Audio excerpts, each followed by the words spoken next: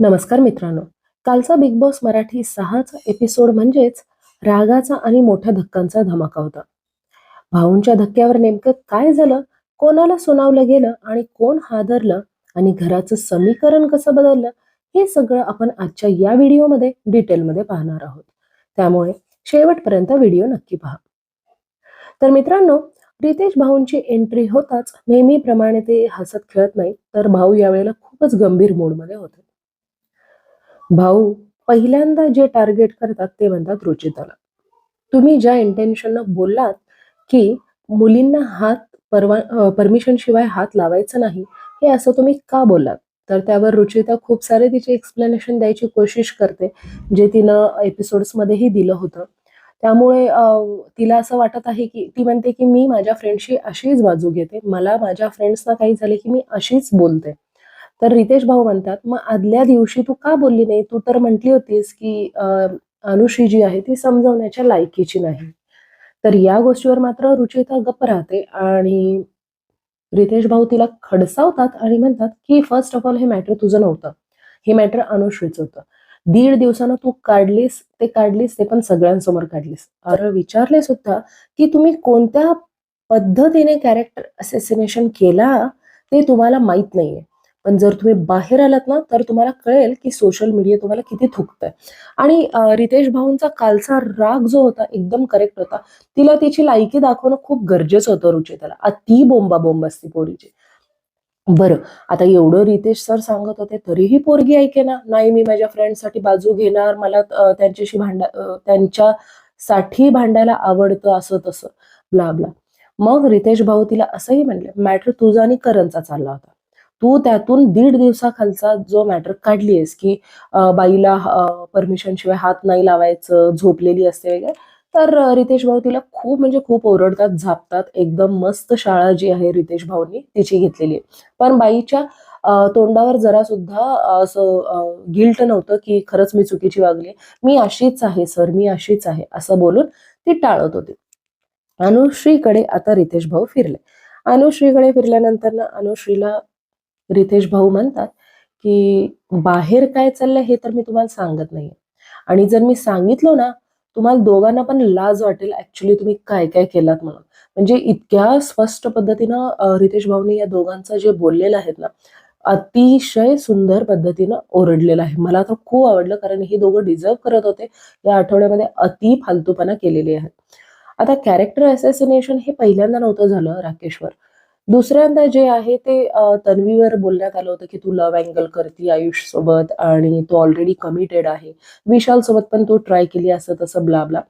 आता तन्वीची एक गोष्ट रितेश भाऊ सांगतात, की तन्वीनं आधीच क्लिअर केलं होतं आयुषला, की 2-3 महिन्यामध्ये कधीच रिलेशनशिप होत नाही. आपण मित्र-मैत्रीण राहूया. तर या गोष्टीवर सगळे टाळ्या वाजवतात आणि सगळेच्या सगळे अ, हिला रुचिराला खूप रागाने पाहतात सुद्धा. म्हणजे इतकी विचित्र कसं असू शकतं? रितेश भाऊ इतक्यावरच थांबले नाहीत. अनुश्री ज्या पद्धतीनं प्राजक्ताला शिव्या दिली होती, की मंद आहेस. आणखीन एक घाण शिवी पण तिने दिली होती. त्यावर रितेश भाऊ तिला असंच बोलले, की "तुझे शिव्या जर आम्ही दाखवायचं सोडलं ना, तू स्क्रीनवर दिसणार नाहीस. इतक्या शिव्या तू बोलतीयेस. तुला अंदाजही नाहीये तू किती शिव्या बोलतेस." आणि जेव्हा दीपाली आली, तेव्हा तू तिला असं कसं बोललीस, की "आईला घेऊन आलीस का?" तर आणि नंतरनं तू पप्पाला घेऊन ये असंही बोललीस. तर या गोष्टीवर मात्र विशाल आणि अनुश्री हे दोघं हसायला लागले. तर भाऊ आता चिडतात आणि म्हणतात, की "भाऊ आलाय, तिचा भाऊ आलाय. बोल आता काय बोलायचं?" या गोष्टीवर मात्र तिचं इतकं तोंड पडलं होतं ना, म्हणजे इतकं बॅकलॅश तिला मिळालंय आणि मिळेल असं तिला कदाचित वाटलं नव्हतं स्वप्नातही. अनुश्रीला रितेश भाऊ असंही विचारतात, की "रात्री मुद्दाम तू त्या बेडवर जे आहेस, ते झोपलीस, ती कुणाची आयडिया होती?" तर अनुश्री म्हणते, "माझीच आयडिया होती." तर ॲक्चुअली ही विशालची आयडिया होती हे तन्वीने आपल्याला तेव्हाच सांगितलं होतं 1-2 दिवसातच. त्यामुळे हे एवढं सगळं ड्रामा झाला. तिला विशालनं सांगितलं होतं, की "तू तुझ्या बेडवरनं उठू नकोस, सोडू नकोस तो बेड." आणि विशाल आगीत तेल घालतोय असं कोणाकोणाला वाटतं मित्रांनो? म्हणजे तो पिन मारतोय आणि हे पोरी त्याच्या नाचणाऱ्या बाहुल्या झाल्यात सध्या तरी. ओके, विशालमध्ये ॲक्चुअली कॅलिबर आहे. तो छान खेळू शकतो. पण सध्या ह्यांच्या नादी लागून तो पण स्वतःचं कॅलिबर घालवून घेतोय. रितेश भाऊ सुद्धा हे बोलले. आता राकेशवर सुद्धा रितेश भाऊ ओरडले, की "तू असं कसं एका मुलीची अवकात काढू शकतो? भाषा तुझी सुधार." तर सॉरी मित्रांनो. तर भाषा तुझी सुधार वगैरे. तर राकेश म्हणतो की नाही माझं चुकलंय वगैरे, मी नाही बोलायला पाहिजे होतं असं, असंही राकेश म्हणतो. तर आता विशालला पण रितेश भाऊ ओरडतात, म्हणजे तूच आहेस जे पोरींना आग लावतोस आणि बाजूला बसतोस. ती माफी मागायला जात होती तेव्हा तू असं बोलला होतास की त्याला सिंपती मिळेल, तू वाईट दिसेल, तू नको जाऊ, त्यामुळे ती गेली नाही. आणि नंतर ना मात्र राकेश सरळ म्हणतो मला गरजच नाहीये तिने सॉरी म्हणावं अशी माझी अपेक्षा सुद्धा नाही.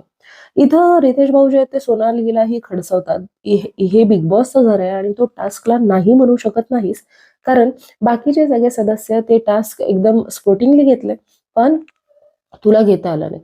तर यावर सोनाली म्हणते नाही सर मला नव्हतं करायचं असं तसं. तर एकदम रितेश भाऊ चिडतात आणि म्हणतात की हे माझं घर आहे, यावेळेला पहिल्यांदा मी तुला नॉमिनेट केलेलं आहे, पण नेक्स्ट टाइम तुला घराच्या बाहेर काढून देणार आहे जर तू बिग बॉसचा ऐकलं नाहीस तर. तर यावर सोनाली पण गप्प राहते. आता टास्क बद्दल जास्त काही रितेश भाऊ बोलत नाहीत, फक्त एवढंच म्हणतात की टास्क मध्ये तर स्वतःच्या ग्रुपचे स्वतःच्या लोकांना मारत होते, जसं की ही दिव्या शिंदे दीपालीला हे केली आणि परत तन्वी रुचिताचं हे सगळं इन शॉर्ट मध्ये ते बोलतात, जास्त काही असं टास्क बद्दल बोललेलं नाहीये. आणि गोणीच्या टास्क मध्ये रितेश भाऊ म्हणतात की प्राजक्ताने उलटा डिसिजन दिलाय.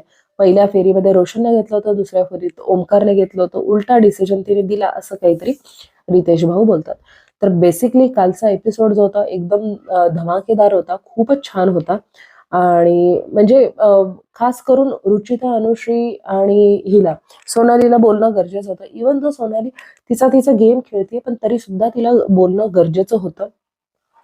कारण तिला थोडंसं असं वाटते की मी का कुणासमोर झोपू असं आहे. आणि रुचिता आणि अनुश्री तर हाईट्स आहेत हे दोघी, तर म्हणजे पागलच वाटतात मला तर.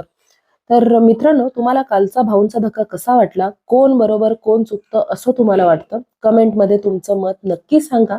आणि व्हिडिओ आवडला असेल तर प्लीज लाईक करा, चॅनलला सबस्क्राईब करा आणि अशाच बिग बॉस मराठी अपडेटसाठी आमच्यासोबत राहा.